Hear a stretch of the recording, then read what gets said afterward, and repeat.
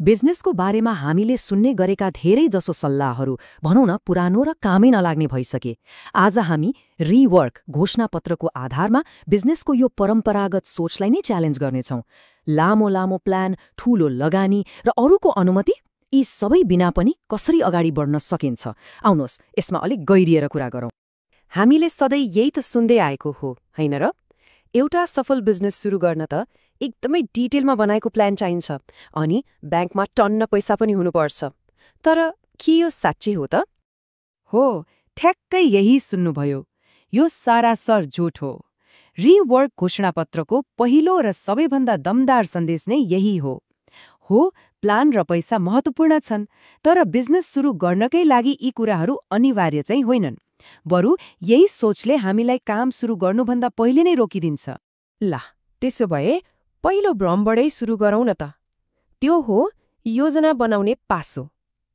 हामीमध्ये कतिपय मान्छेहरू प्लान बनाउँदा बनाउँदै यति धेरै अल्मलिन्छौँ कि काम सुरु गर्ने आँटै आउँदैन। अब यो स्लाइडमा हेर्नुहोस् त, कस्तो रोचक कुरा छ।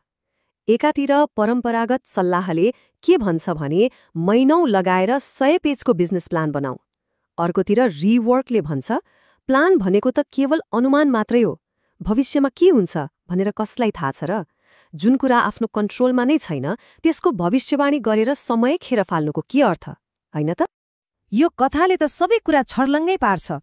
सोच्नुस् त, चितवनका रामले बजार कस्तो छ, मूल्य कति राख्ने, भविष्यमा के हुन्छ भनेर सोच्दा सोच्दै 1 वर्ष बिताए। तर श्यामले के गरे? जम्मा 15,000मा एउटा ठेला सुरु गरिहाले। ग्राहकहरूको कुरा सुने, हरेक दिन केही न केही सुधार गर्दै गए। अनि नतिजा 6 महिनामै श्यामले दोस्रो ठेला खोले। उता राम अझै त्यो पर्फेक्ट प्लान नै बनाइरहेका थिए। अब भन्नुहोस् जित कसको भयो? योजना बनाउनेको कि काम गर्नेको? अनि यही नै हो तितो सत्य।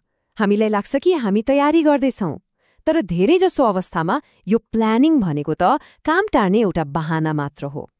असफलताको डरबाट, अनिश्चितताबाट बच्ने एउटा चलाख तरिका।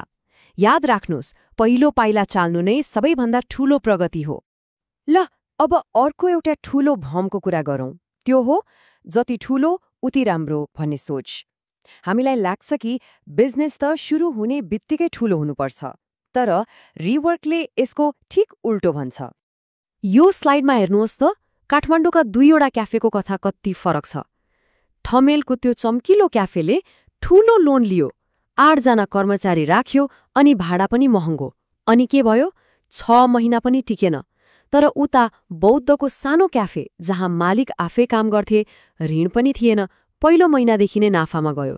यसले के देखाउँछ? सानो र व्यवस्थित हुनु नै दिगो सफलताको बाटो हो। बाहिरबाट पैसा ल्याउने कुरा सुन्दा त कस्तो राम्रो लाग्छ, तर यो एउटा पासो पनि हुन सक्छ। जब लगानी भित्रिन्छ नि, बिजनेसको मालिकबाट कर्मचारी भइन्छ थाहै नपाए।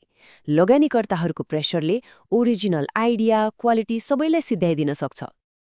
अनि यो नै हो मुख्य कुरा। एउटा साँच्चै बलियो बिजनेस आइडियालाई सुरु गर्न अरूको पैसाको बैसाखी चाहिँदैन। त्यसको शक्ति त आफ्नै नाफाबाट बिस्तारै बिस्तारै तर दिगो रूपमा बढ्दै जानुमा हुन्छ। ल, अब तेस्रो भ्रममा जाउँ।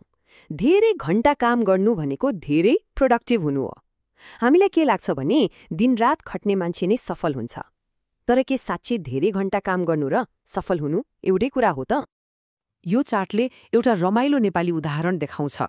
हेर्नुहोस् त, एकजना राइडर दिनमा 14 घण्टा बाइक चलाउँछन्, तर आम्दानी खासै छैन। अर्को राइडरले जम्मा 8 घण्टा काम गर्छन्, तर सही समय र सही ठाउँमा काम गरेर धेरै कमाउँछन्। यसले के देखायो? महत्त्वपूर्ण कुरा कति घण्टा काम गरियो भन्ने होइन, कसरी गरियो भन्ने हो। रणनीति महत्त्वपूर्ण छ। यो त हाम्रो अफिस कल्चरमा पनि कति हुन्छ, होइन? हामी घण्टौँसम्म मिटिङमा बस्छौँ, तर त्यसबाट कुनै ठोस निर्णय निस्किँदैन। एउटै कुरामाथि बारम्बार छलफल हुन्छ। यो त म व्यस्त छु भनेर देखाउने एउटा नाटक मात्रै हो। यदि मिटिङपछि केही परिवर्तनै हुँदैन भने त्यो समयको बर्बादी बाहेक केही होइन। वास्तविक काम भनेको समस्याबारे गफ गर्नु होइन, समस्या समाधान गर्नु हो।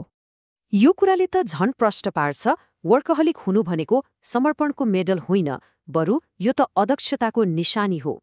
चलाक मान्छेले के गर्ने, के नगर्ने भनेर प्राथमिकता छुट्याउँछ। अनावश्यक कामलाई हुन्न भन्न सक्छ अनि आफ्नो एनर्जी सही ठाउँमा लगाउँछ। त्यसैले त उसले कम समयमा धेरै नतिजा निकाल्छ। ल, अन्तमा हामी सबैभन्दा महत्त्वपूर्ण कुरामा आइपुगेका छौं। यी सबै भ्रमहरूलाई पन्छाएपछि अब प्रश्न उठ्छ, वास्तविक बाधा चाहिँ के हो त? रिवर्कले यी सबै बाहनाहरूलाई एक एक गरी भत्काइदिन्छ। मलाई अलि धेरै समय चाहिन्छ, मसँग पैसा छैन, अनुमति लिनुपर्छ, सबै कुरा पर्फेक्ट हुनुपर्छ, ठूलो टिम चाहिन्छ, यी सबै के हुन्? काम सुरु नगर्ने बाहना मात्रै हुन्। वास्तविकता त यो हो कि कम सोच्ने र धेरै गर्ने बेला भइसक्यो। यदि यो सबै बुझेपछि पनि हामी काम सुरु गर्दैनौँ भने एउटा कुरा प्रष्ट हुन्छ। समस्या बाहिरी परिस्थितिमा छैन, समस्या बजारमा, लगानीमा वा सिस्टममा होइन। यो प्रश्नले हामीलाई सोच्न बाध्य बनाउँछ। यदि पैसा, योजना र समय बहाना मात्र हुन् भने काम सुरु गर्नबाट साँच्चै केले रोकिरहेको छ? त्यो वास्तविक बहाना? कतै हामी आफै त होइनौँ?